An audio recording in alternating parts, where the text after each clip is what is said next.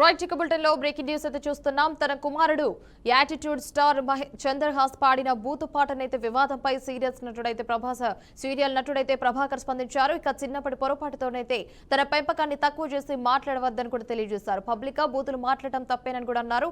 ఆ పాట సగం పాడిన తర్వాత తాను ఈవెంట్ కు వెళ్లానని, పాట పూర్తయిన తర్వాత ఇలా బూతులు మాట్లాడటం తప్పదని కూడా చెప్పానని కూడా తెలియజేశారు. ముఖ్యంగా ఆ పాటను ఈవెంట్ లో 1000 మంది చూశారని, లైవ్ లో కావడంతో అప్పటికే బయటకు వెళ్లిపోయిందని కూడా అన్నారు. దానిని ముక్కలుగా చేసి మళ్లీ టెలికాస్ట్ చేసి ఇంకా ఎక్కువ మందికి వినిపిస్తున్నారని కూడా తెలియజేశారు.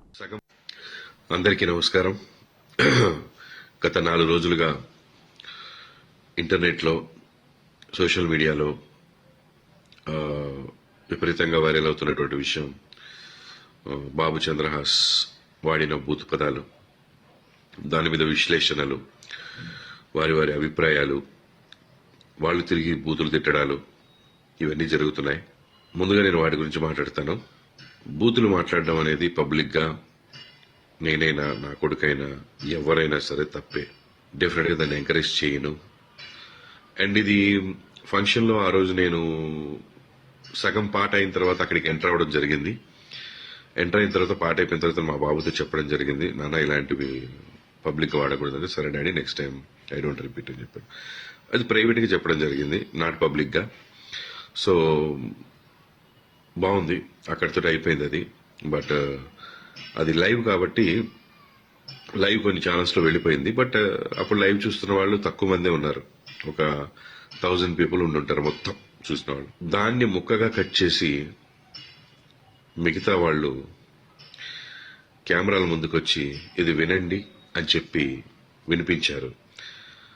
నా విన్నపం ఒకటే, మీరు తప్పు చేసిన వాడిని శిక్షించాలనుకోవడం తప్పు కాదు, కానీ ఆ ఇదిలో పడి మనం ఇంకో తప్పు చేస్తున్నాం, ఇంకా ఎక్కువ మందికి వినిపిస్తున్నాం వినకూడని మాటల్ని. అది చేయకుండా ఉంటే బాగుండి అనిపించింది. నేను ఒక విషయం తెలుసుకుని మిగతా విషయాలన్నీ మాట్లాడకండి, లేదా దాని గురించి మాట్లాడండి, తప్పు లేదు, ప్రశ్నించిన తప్పు లేదు. ఇక్కడే స్టార్ట్ అయింది, ఈ రోజు స్టార్ట్ అయింది. ఇకపైన ఎక్కడ మనకి బూతులు వినపడకూడదు. దాంట్లో నేను కూడా మీతో తోడుగా ఉంటాను. తప్పకుండా మనందరం ఫైట్ చేద్దాం, ఇకపైన బూతులు లేకుండా. బరాబర్ ప్రేమిస్తా సినిమా చాలా బాగుందని ప్రజలు చెప్తున్నారు.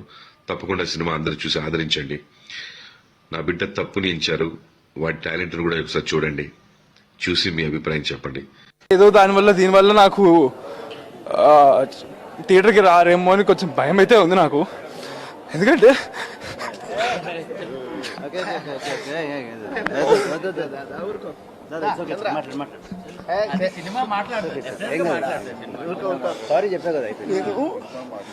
నేను కొంతమందికి నచ్చుతుందేమో అని చెప్పి నేను ఏదో చేశాను. బట్ అది ఇప్పుడు సినిమాకి ఏమైనా ఎఫెక్ట్ కొడుతుందేమో నాకు చాలా భయం వేస్తుంది సార్. ఇప్పుడు అంటే సినిమా బాగాలేకపోతే ఒకటి, కానీ బాగుంది చాలా. సో అందుకని నాకు అదనమాట. ఏదో దీనివల్ల నాకు